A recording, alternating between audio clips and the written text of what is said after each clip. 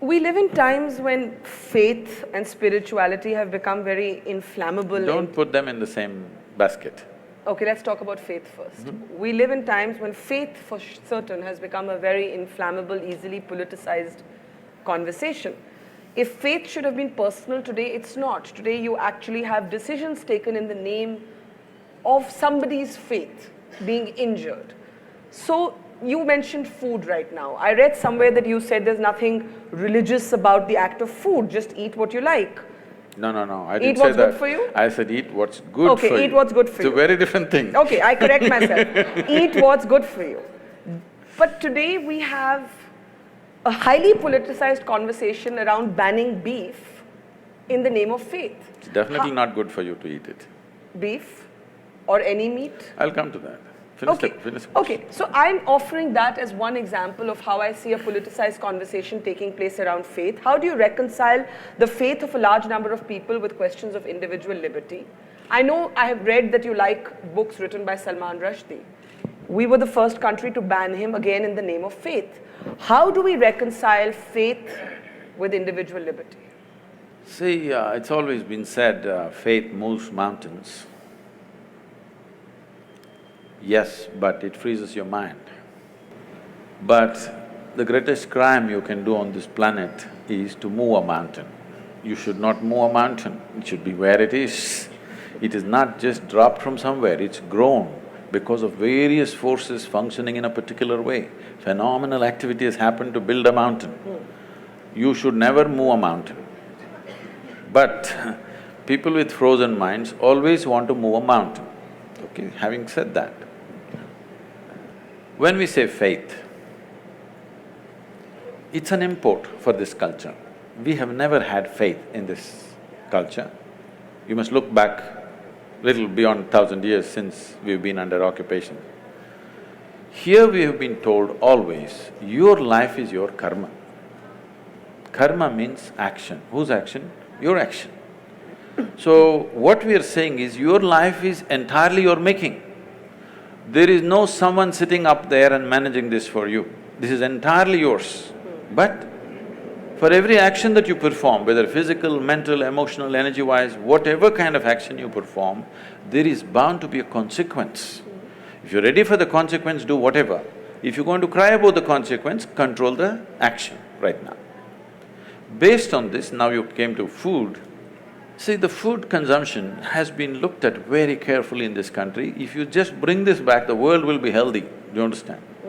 Here we have identified different type of people, what they should eat. If you're doing menial jobs, how you should eat. If you're doing trading, how you should eat. If you're into spiritual process, how you should eat. If you're into education, how you should eat. Why this is each person needs a different type of building of the body. You want to run 100 meters next to Mr. Bolt, what kind of food you should eat?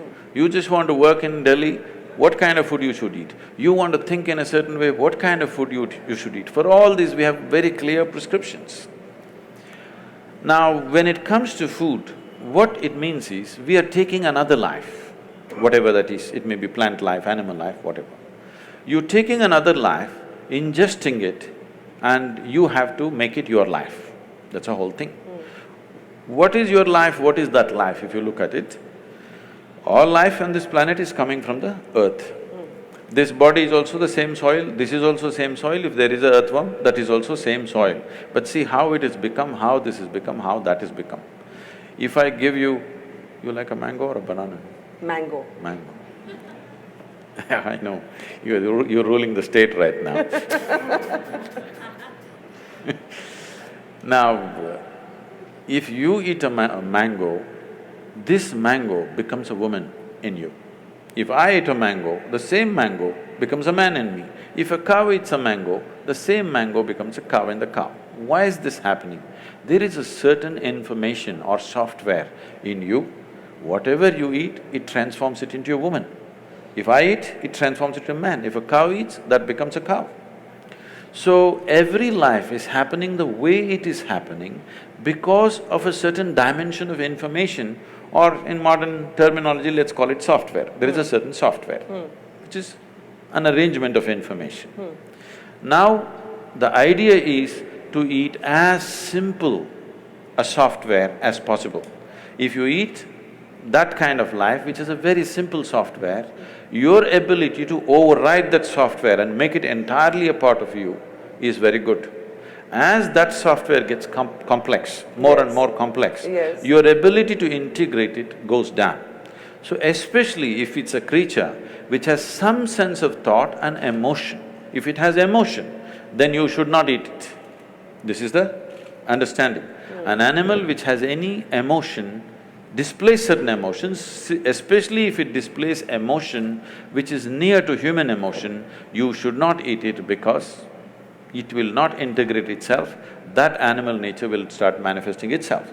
Or in other words, in India, today maybe in cities people do not know, you see in the villages, people have very intimate relationship with the cow.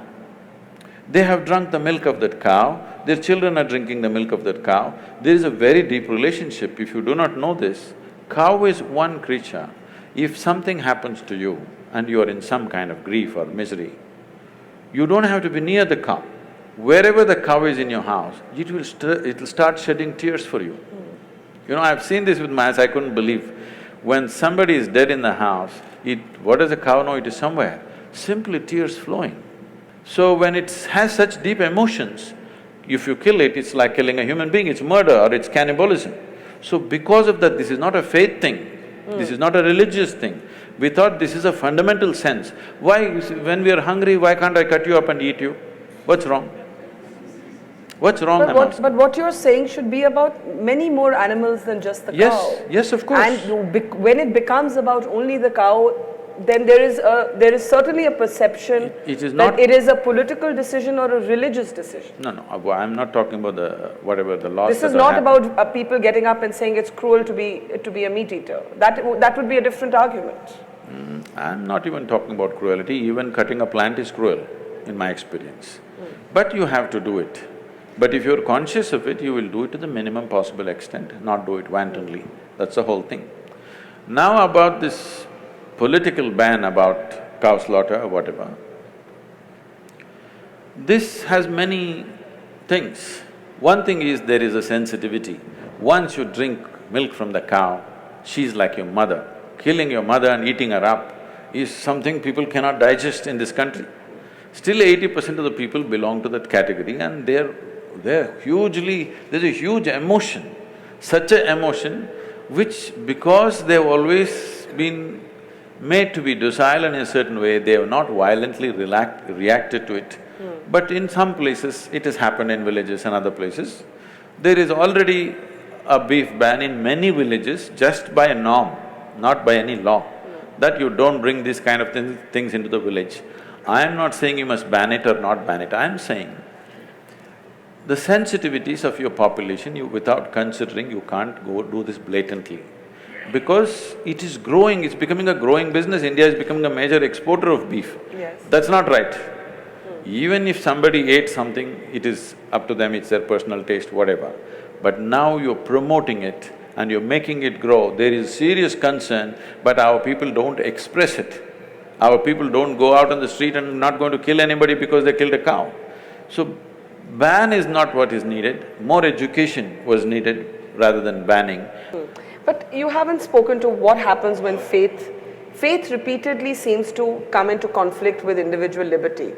The banning of books. There were people killed in Paris because they were seen to have mocked, the Prophet Muhammad and so on.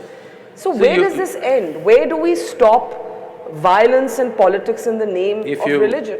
If you want that to stop, you must understand this. You're saying today, it's not today. In the last 2000 years, this is the history of the world. Continuously it's happening all over the world.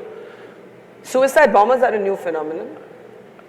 Well, you've forgotten about the crusades and the other things which have not been reported in history. Hundreds of millions of people have been killed in the name of God, all right? It's new to us here, but even here,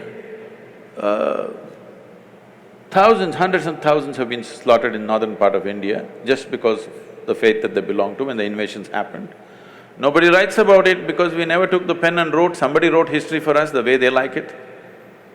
Because all history is sponsored by kings, They wrote the history the way they want and they said they're great emperors. But what they did was absolutely terrible. So you need to understand, faith is a new thing to us. When I say new, in this country which has 15,000 years of history behind us, 1,000 years is new for us. We've still not come to terms with it, we're still struggling with it.